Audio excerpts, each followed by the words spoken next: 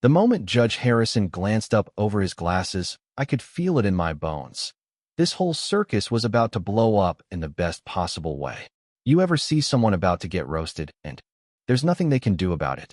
That was Margaret Peton, standing there in her stiff power suit, clutching her little stack of binders like a lifeline. Judge Harrison just said, deadpan, "Mrs.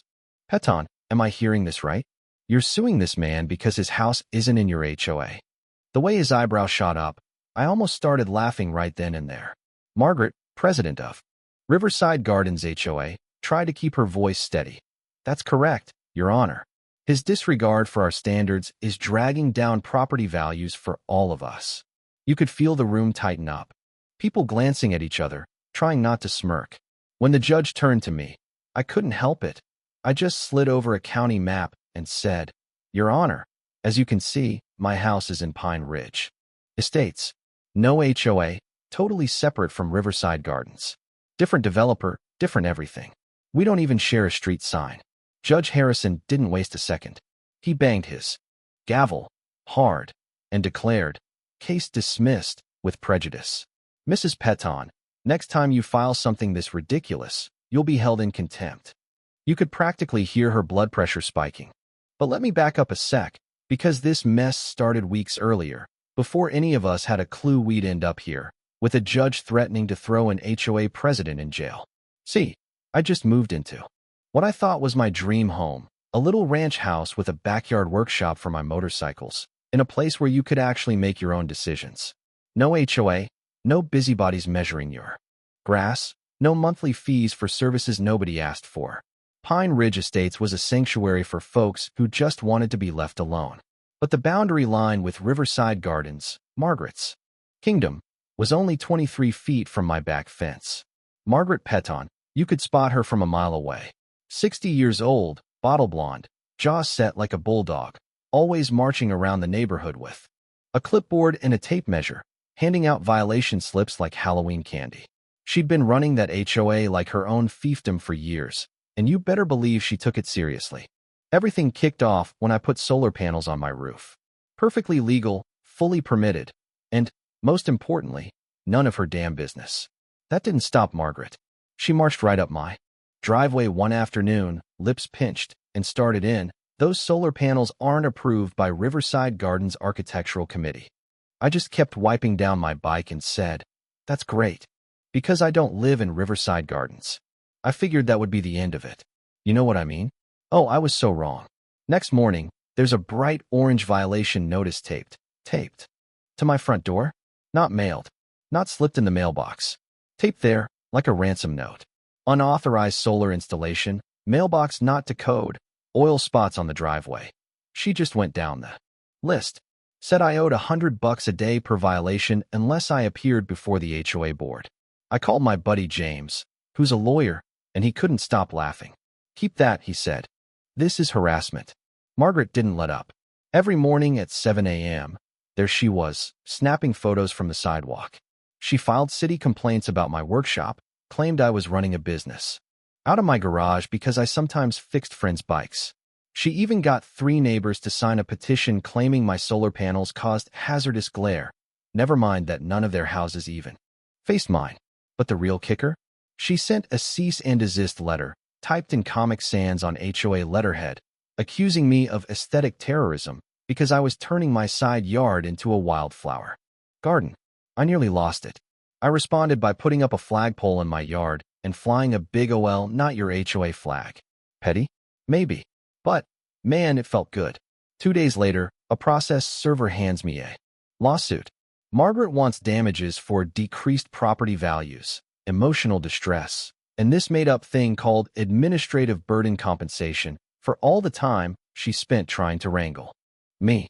She wants me forced into the HOA retroactively, with 5 years of back dues, 23 grand, all told. I didn't even bother with a lawyer.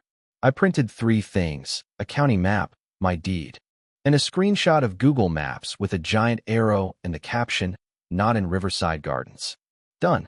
Court day was a circus. Margaret rolled in with her entire HOA board, 7 people in matching navy blazers, plus 3 binders of evidence. Complaints, photos of my dandelions, a PowerPoint about property values with clip art that hadn't been updated since Y2K. She actually tried to hook up a projector in court. The bailiff nearly lost it. Margaret gave this 15-minute rant about community standards and how I was some kind of contagion, inspiring rebellion. If we let one house escape the rules, there will be chaos, she shouted. Judge Harrison just asked, but he doesn't live in your HOA? Margaret, getting redder by the second, insisted that because my house was visible from their streets, their rules applied. The judge, deadpan, asked, so the gas station across the street is part of your HOA too? Margaret hesitated, then said, well, that's commercial, so it's different. You could feel the room collectively facepalm. My turn. I stood up, handed the judge my 3 papers, and said, I'm in Pine Ridge Estates. She's in Riverside Gardens. These are separate. I'm no more subject to her HOA than she is to the apartment complex across town. The judge gave Margaret one last warning about frivolous lawsuits, then tossed her case. Hard. Case dismissed with prejudice. You think it ended there? Nope. I filed a harassment complaint, taped notices, constant photos, fake city reports. The police officer who took my statement grinned and said, she once tried to citizens arrest a mailman for wearing shorts. Margaret got a formal warning for harassment and trespassing, which she tried to argue with HOA bylaws. The cop just told her, ma'am, your HOA doesn't overrule the law. Then I got a little creative. Send a letter to every Riverside Gardens resident, copy of the court decision, the police report, and a little note. Your HOA president just wasted your dues on a lawsuit against someone who doesn't even live here. Maybe ask where else your money's going. That was the twist I didn't see coming. Turns out, Margaret had been dipping into HOA funds for all kinds of things. Board blazers, a business laptop she used for selling essential oils, legal fees for other nonsense lawsuits, even a failed attempt to find the gas station for their neon sign. The next HOA meeting was wild. People wanted a full audit. Margaret tried to block it, but the board overruled her. She lost it, started ranting about hostile takeovers and constitutional rights. The vice president had to physically pry the gavel out of her hand. The vote to remove her as president? 28-1. The only yes vote for her was her. She stormed out, warning everyone that without her, property values would crash. But the real cherry on top, 2 weeks later, the audit revealed Margaret had blown $47,000 in HOA funds on failed lawsuits against non-members. The board sued her for restitution.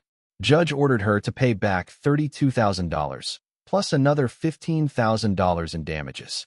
When the verdict was read, Margaret just sat there, mouth open, muttering, but I was protecting property values. Her own lawyer had to nudge her back to reality.